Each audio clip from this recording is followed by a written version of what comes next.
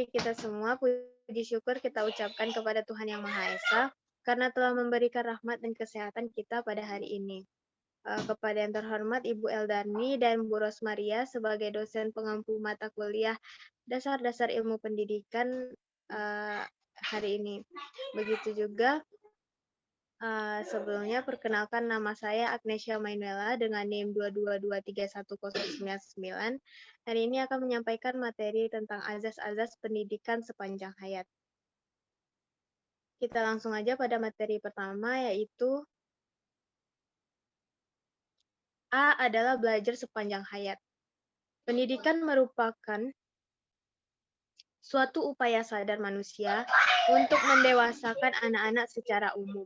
Pendidikan merupakan suatu proses berkelanjutan yang melindungi unsur-unsur pengajaran, latihan, bimbingan, dan pimpinan dengan tumpuan khas kepada pemindahan berbagai ilmu, nilai agama, dan budaya, serta kemahiran yang berguna untuk diaplikasikan oleh individu, pengajar atau pendidik kepada individu yang memerlukan pendidikan.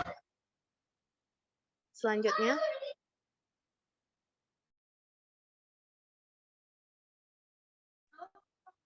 pendidikan sepanjang hayat merupakan sebuah sistem konsep-konsep pendidikan yang menerangkan keseluruhan peristiwa-peristiwa kegiatan belajar yang berlangsung dalam kehidupan manusia. Prinsip utama dari pendidikan sepanjang hayat ini adalah setiap tempat adalah sekolah dan setiap orang adalah guru. Selanjutnya, yaitu ciri-ciri manusia menjadi pelajar sepanjang hayat. 1. Sadar bahwa dirinya harus belajar sepanjang hayat. Yang kedua, memiliki pandangan bahwa belajar hal-hal baru merupakan cara logis untuk mengatasi masalah. Yang ketiga, bersemangat tinggi untuk belajar pada semua level. Yang keempat, menyambut baik perubahan. Dan yang kelima, percaya bahwa tantangan sepanjang hidup adalah peluang untuk belajar hal baru. Materi yang kedua adalah program pendidikan sepanjang hayat. Pendidikan sepanjang hayat dapat dijabarkan dalam program-program pendidikan sekolah dan pendidikan luar sekolah. Dalam prakteknya, program-program dalam jalur pendidikan luar sekolah dipandang oleh sebagian pakar pendidikan lebih mampu mengembangkan kehadirannya untuk mengkondisikan tumbuhnya kesadaran, minat, dan semangat masyarakat untuk melaksanakan kegiatan belajar yang berkesinambungan. Misalnya, yaitu A. Kursus menjahit atau kursus memasak. B. Penyuluhan KB 2 anak cukup.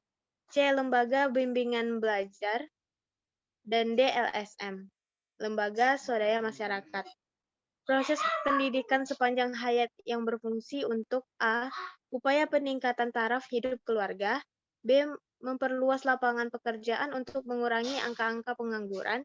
C. Mengurangi angka buta huruf dalam negara yang berkembang.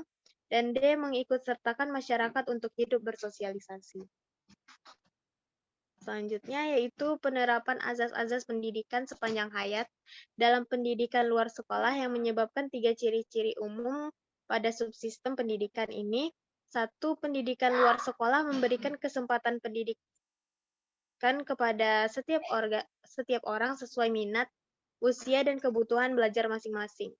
Yang kedua, pendidikan luar sekolah yang diselenggarakan dengan melibatkan peserta didik dalam kegiatan perencanaan, pelaksanaan, penilaian proses, hasil, dan pengasuh kegiatan belajar. Yang ketiga, pendidikan luar sekolah memiliki tujuan-tujuan ideal yang mengandung proses pendidikannya. Tujuan itu dijabarkan dalam proses kegiatan belajar yang mengarah pada upaya untuk menumbuhkan suasana kehidupan yang demokratis. Materi ketiga yaitu tujuan mewujudkan pendidikan sepanjang masa. Pendidikan pada masyarakat mutlak ini diperlukan dalam rangka mewujudkan pendidikan sepanjang hayat. Pendidikan pada masyarakat dapat meningkatkan kecakapan hidup, keterampilan hidup, dan sikap wirausaha dan kompetensi yang dimiliki oleh manusia. Selanjutnya, pendidikan pada masyarakat juga memiliki beberapa karakteristik, yaitu 1. Tujuan pendidikan masyarakat adalah memenuhi kebutuhan belajar yang fungsional bagi kehidupan sehari-hari. 2. Hasil belajar dapat diterapkan langsung dalam kehidupan sehari-hari. Ketiga, lamanya penyelenggaraan program relatif singkat tergantung pada kebutuhan warga belajar untuk meningkatkan mutu dan taraf hidupnya. Yang keempat yaitu waktu kegiatan disesuaikan oleh kesempatan yang dimiliki oleh warga belajar.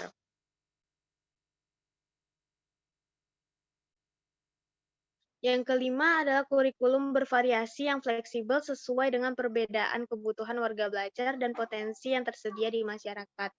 Yang keenam, kegiatan pembelajaran berpusat pada warga belajar, dengan lebih menekankan kecakapan dan keterampilan yang diperlukan dalam kehidupan sehari-hari. Yang ketujuh, kegiatan pembelajaran menekankan pada inisiatif partisipasi warga belajar dengan melibatkan masyarakat sekitar. 8. Hubungan antar tutor dan warga belajar bersifat sejajar atas dasar kefungsian. Dan yang kesembilan adalah pembinaan program dilakukan secara demokratif antar tutor warga belajar dan pihak lain yang berpartisipasi. Materi yang keempat yaitu upaya mewujudkan masyarakat belajar. Program mewujudkan masyarakat belajar ini adalah pengembangan keahlian dan peningkatan kualitas pengelolaan lembaga pendidikan, pemberantasan buta aksara, pembentukan generasi baru yang berkarakter dan berdaya saing tinggi, membentuk pewaris budaya yang pembina satu tahapan dari generasi satu ke generasi berikutnya. Program ini perlu kerjasama dari pihak baik dari pihak masyarakat itu sendiri ataupun dari pemerintah.